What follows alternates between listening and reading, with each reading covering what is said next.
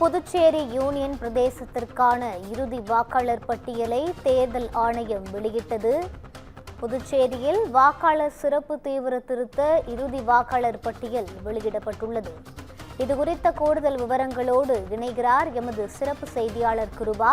வணக்கம் கிருபா, முழு விவரங்களை பகிரலாம். வணக்கம் ரூபி.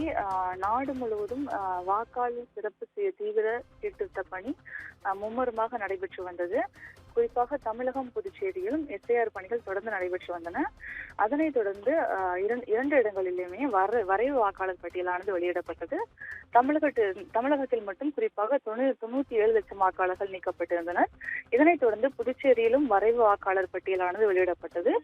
அதில் மொத்தம் அந்த மாநிலத்தின் மொத்த வாக்காளர் எண்ணிக்கையில் 10% பேர் நீக்கப்பட்டிருந்தனர். அதாவது 85,531 வாக்காளர்கள் நீக்கப்பட்டிருந்தனர்.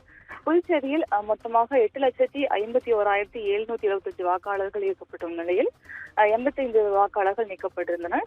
தொடர்ந்து விடுபட்ட வருகிற பெயரை சேர்க்கவும் நீக்கம் செய்யவும் தொடர்ந்து அறிவுறுத்தப்பட்டு வந்தது. இதற்கான பணியும் ரொம்ப மிக தீவிரமாக நடைபெற்று வந்தது. இந்த எஸ்ஆர் பணிகளுக்கு பின்னர் தற்போது இறுதி வாக்காளர் பட்டியலானது வெளியிடப்பட்டிருக்கிறது. அதாவது புதுச்சேரி யூனியன் பிரதேசத்திற்கான இறுதி வாக்காளர் பட்டியலை தேர்தல் ஆணையம் வெளியிட்டிருக்கிறது.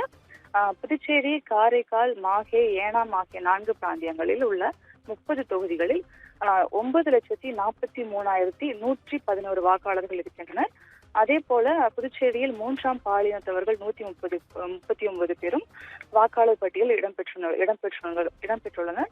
அதே போல இந்த வாக்காளர் பட்டியலில் ஆண் வாக்காளர்களின் எண்ணிக்கை 4,42,495 ஆகவும், பெண் வாக்காளர்களின் எண்ணிக்கை 5,477 உள்ளது. இந்த இறுதி வாக்காளர் பட்டியலை தேர்தல் ஆணையம் தரப்பிலிருந்து வெளியிடப்பட்டிருக்கிறது. புதுச்சேரியை தொடர்ந்து தமிழ்நாட்டிலும் பிப்ரவரி 14ஆம் தேதி இறுதி வாக்காளர் பட்டியலானது வெளியிடப்படுகிறது. முன்னதாக வாக்காளர் சிறப்பு தீவிர சீர்திருத்த பணிகள் முடிவடைந்த நிலையில் இந்த இறுதி வாக்காளர் பட்டியல் பிப்ரவரி 17ஆம் தேதி வெளியாகிறது. ரூபி,